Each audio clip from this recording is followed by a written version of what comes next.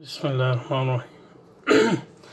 Ideological schools are distinguished by differences in their interpretational argumentative structure, not by differences in beliefs. Moreover, these different interpretative or interpretational structures or ideologies are based on the same epistemological methodology. Differentiation, I think it should be distinction. The distinction between a Hanbali and Ashari remains contextualized by the same belief system. We talked about that. And the same epistemological methodology, we will talk about that, to which both disputants adhere. The dispute is solely about the relative legitimacy of their respective interpretative system. So last time we had started talking about the difference in their relative interpretative systems or interpretative argumentative structure, and we'll complete that discussion today, hopefully. So we talked about the first distinction or first difference in the interpretative structure, in that the focus of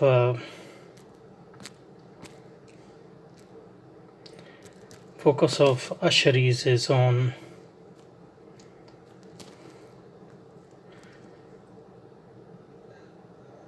emphasizing the uniqueness of Allah subhanahu wa ta'ala.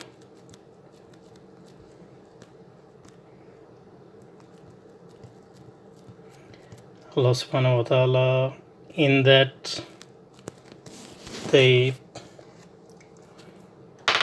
focus on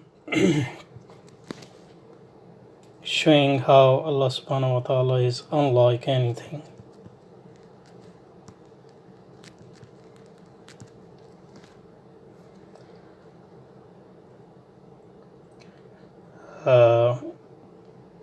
We can imagine,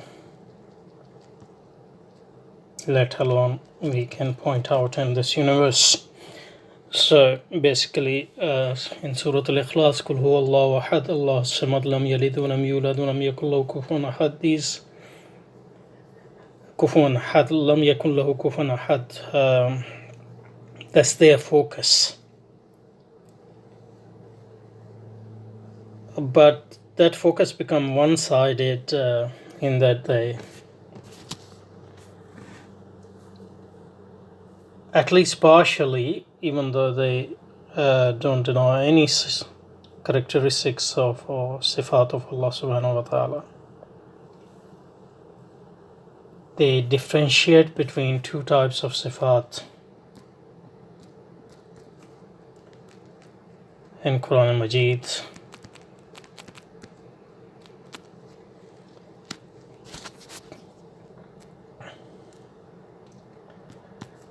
The types of sifat like his knowledge and all those things, so they don't have any problem with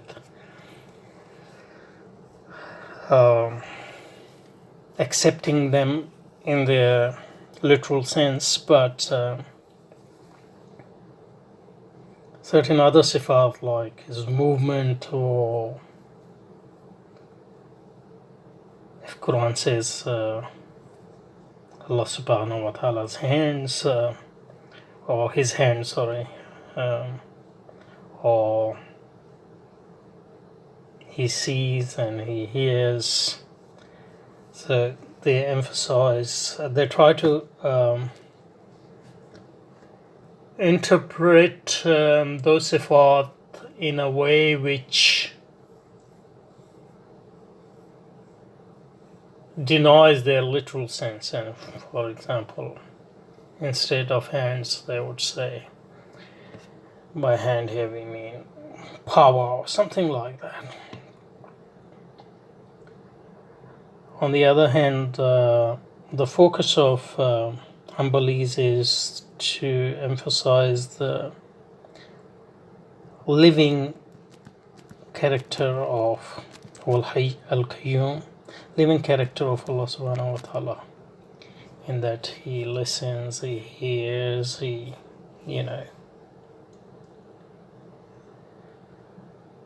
has those sifat which are characteristics of a living being as we understand it.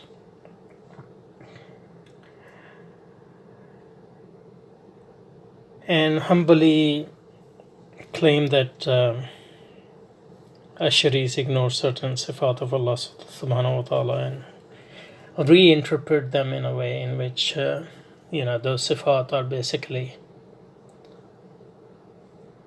merged into other sifat, and especially they claim that Asharis deny those sifat of Allah subhanahu wa ta'ala which they think that resemble the creature but which are essential as far as our conception of a living being is concerned, like movement.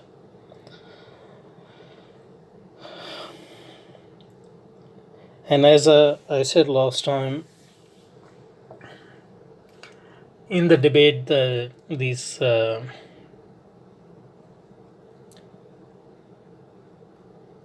positions become extreme, and Ashari's conception of God become more and more abstract, and Hanbali conception of God become more and more concrete, and Ashari conception, in its extreme form, comes dangerously, in certain ways, close to the position of Mu'tazila. And Hanbali conception at times come dangerously close to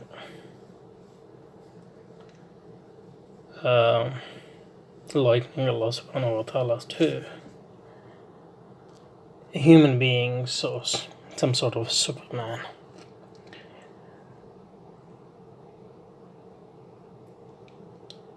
And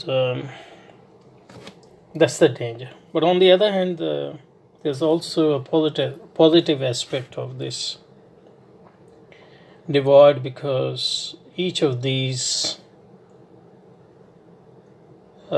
schools of thought or schools of kalam are witness to one aspect of Allah subhanahu wa ta'ala's greatness, and they sort of, at least in principle, are witness against each other in there. So Hanbali, in its positivity, always bring Ashari back to a more living and concrete conception of God.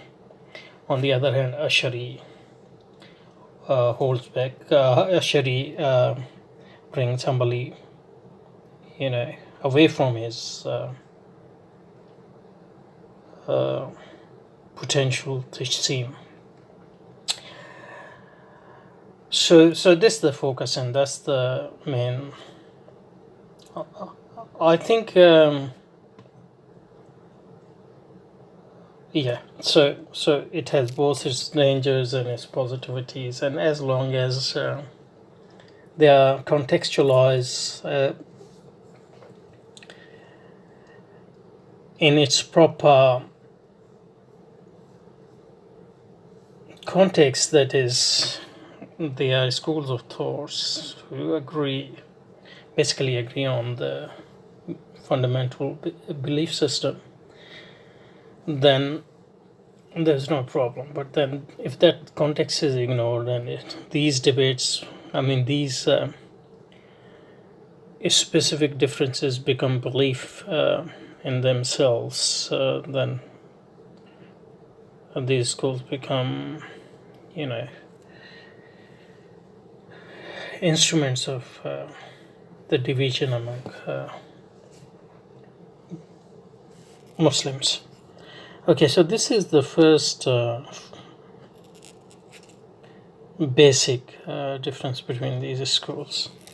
That is the difference of focus. Okay, so the second distinction between these two schools is that Ashari school their methodology, we can say that Ashari school's conception of reason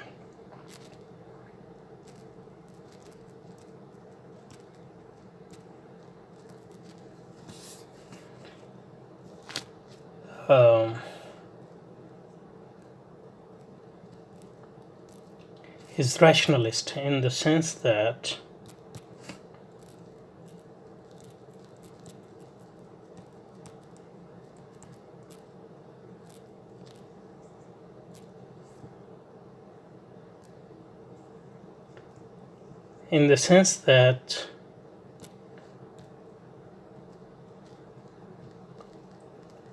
they think that reason can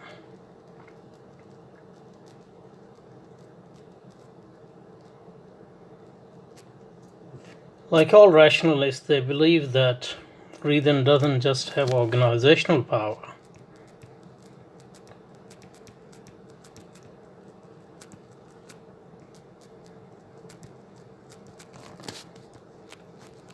And power of conceptualization.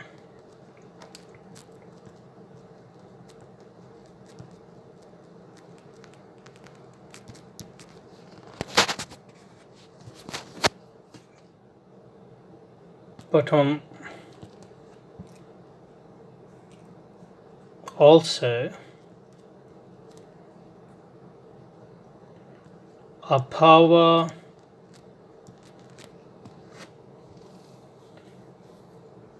to intuit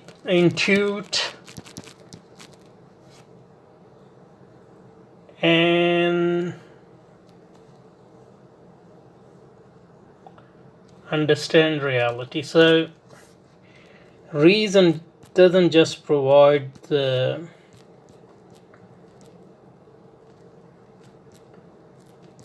organization of our data provided by senses,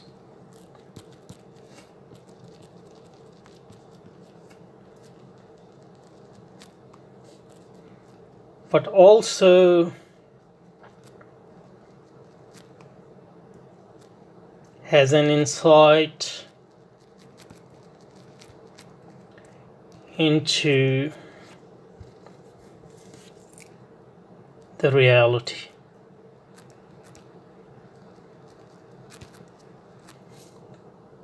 And that insight into the reality, so reason has some sort of insight.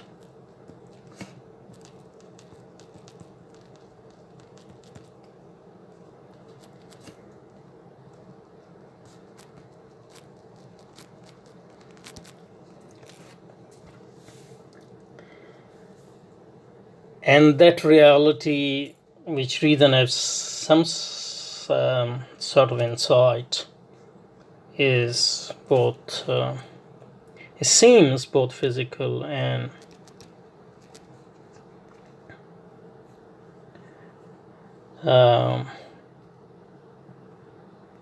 metaphysical reality.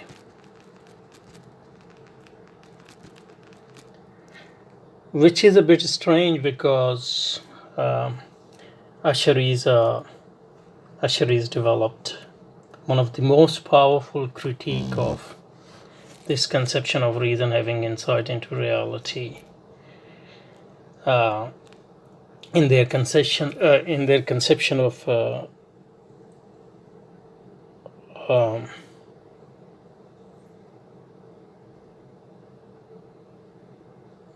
in their conception of التقبيح العقلي. In their conception of التحسين والتقبيح العقلي, they had developed a powerful critique of reason's ability to have insight into reality, especially the metaphysical reality. And from there they actually established the need of revelation in the first place. And if you look at Imam Ghazali's definition of Ilm al-Kalam in Al-Mustaswa, for example, he says there that the purpose of the final, the most Ilm al-Kalam can do is to establish the possibility of the existence of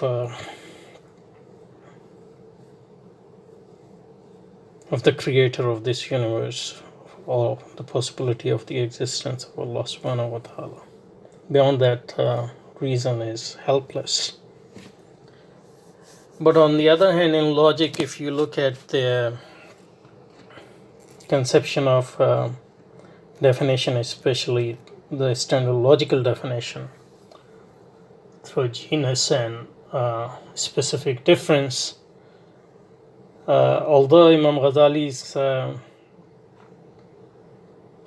analysis in Al-Mustaswa, for example, in the part on logic, seems very conceptual in the sense that it doesn't presuppose that definitions can actually go beyond being conventional, but generally Ashari has assumed, at least partially, that a substantive conception of a definition they inherited from Greek logic, from Aristotelian logic, and that substantive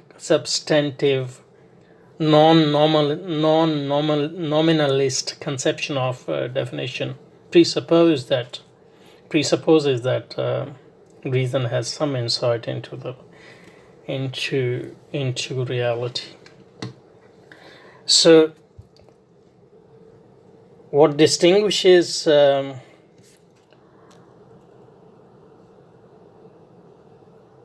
Ashari methodology from that of the second thing is their conception of reason. They believe in a rationalist conception of reason, at least partially. They can't fully do that, because if they do it, then their position would be hard to differentiate from that of Mu'tazila. But since reason has insight into reality, reason has insight into physical as well as metaphysical reality, that's why the nature of Allah subhanahu wa ta'ala as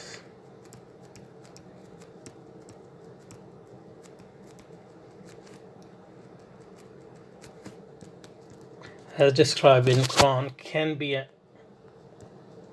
substantially understood in terms of, or in the context of, or within the limit of Greek reason or Greek logic.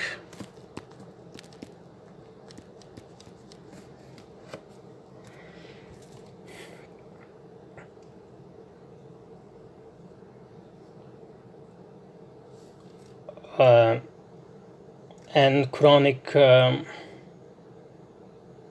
verses can be reinterpreted in a way that some of the description in the Quran of Allah subhanahu wa ta'ala doesn't contradict this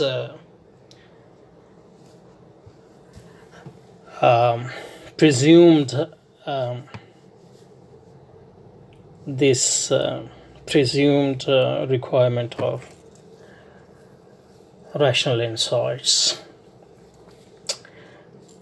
So the second distinction is that Ashari conception of reason is rational. That is,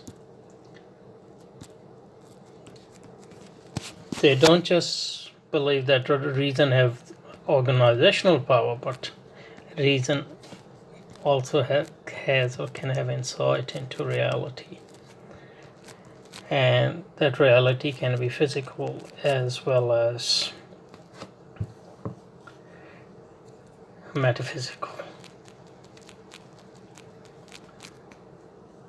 And in that sense, Quranic verses should be understood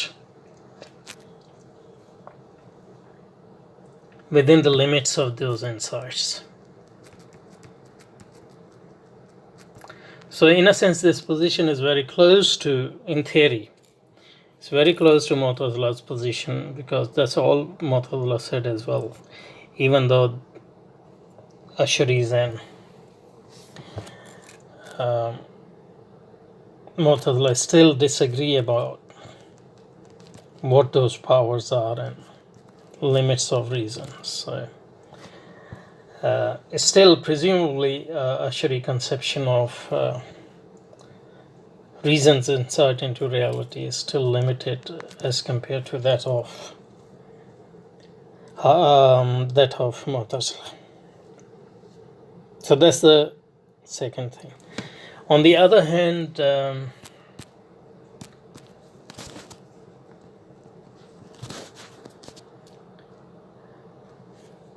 Hanbali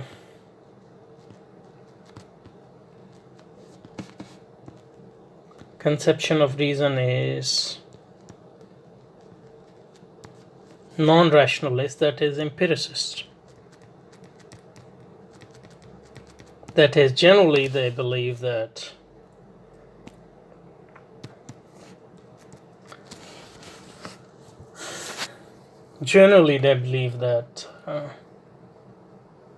reason doesn't have a power. Reason has the power to organize data, but reason doesn't have any insight into reality, whether this is physical reality or whether this is metaphysical reality. Reason has no insight into it. And since senses can't give us much information about metaphysical reality, our soul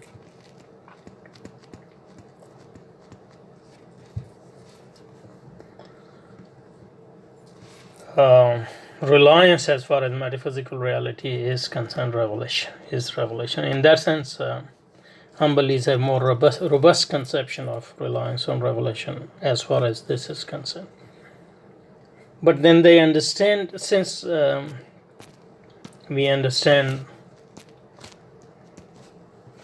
Quranic verses based on reason, our own understanding, and our understanding is basically of reason is organizational, so data is provided by senses.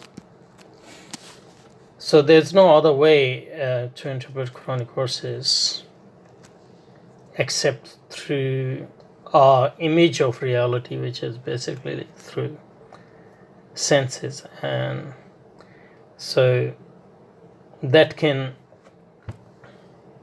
so you don't have any conception of metaphysical reality except what you have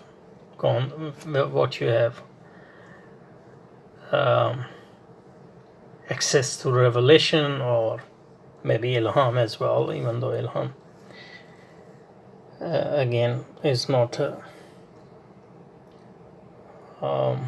certain knowledge. But whether it's revelation or ilham, you are still going to understand that in terms of a reason which is very sensual, in the sense that which conception of reason is solely based on senses. Conception of reality is solely based on senses. So it is no accident that Ashari's conception of God look very abstract, since reason is abstract even in terms of its insights into reality. And Hanbali conception of God is very concrete. And very concrete, and because it's based on basically senses, understanding is based on senses, and senses, what senses are? Senses are basic experiences that of material world, really, or our inner senses have a conception of our psychological world. So their conception of God is very concrete. So it is no accident that Hanbali conception of God is prone to go, if it is gone to extreme, to go towards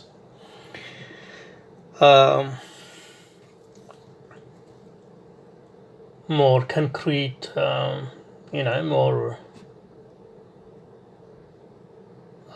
paganistic and more anthropomorphic conception of God.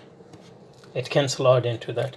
On the other hand, Ashari conception of God is no accident. It can slide into a very abstract conception of God, which can become very, very abstract notion of God, very more like a deistic conception of God rather than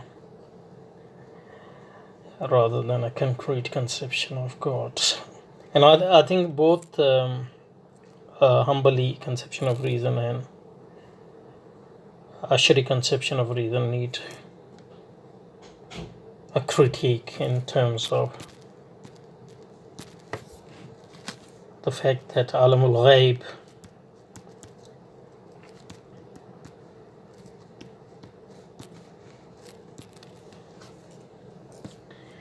is beyond our reason as well as senses. And even though we are bound to and we are obliged to understand whatever we understand through our reason, through our reason and our senses,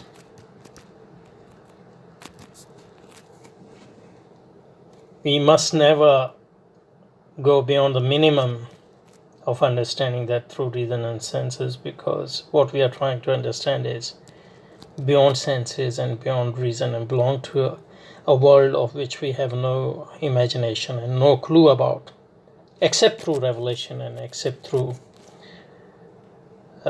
if Allah subhanahu wa ta'ala shower his bounties on his awliya and their heart becomes at times the receptacle of his tajalliyat and his reflections. So they see shadows of that world. So in that sense, both Ashari's and Hanbali's, their conception of reason is bound by their times, one by Greek rationalism, Aristotelian rationalism, and the other by more common sense based empiricism of their time. And both of these in a sense reduce Alamul Ghaib to a phenomenal world, one in terms of reason and the other in terms of senses. So we need to basically develop a critique of both Ashari and Hanbali conceptions of reason in the manner in which Imam Ghazali and early Ashara did develop. I gave a prototype of that critique, and later Imam Ibn Taymiyyah did as well.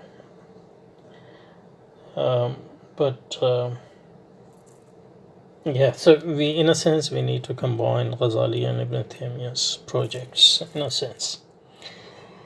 I think I still have a bit more to say about their respective interpretative strategy. So I'll continue this in the next session. So let us finish with just going back to the text. Ideological schools are distinguished by differences in their interpretational argumentative structures, not by differences in beliefs. Moreover, these different interpretational structures, ideologies, are based on the same epistemological methodology. A distinction between a Hanbali and Ashari remains contextualized by the same belief system and the same epistemological methodology to which both dispute and adhere. The dispute is solely about the relative legitimacy of their respective interpretative system. Okay, well, we'll continue from here, inshallah. Assalamu alaikum.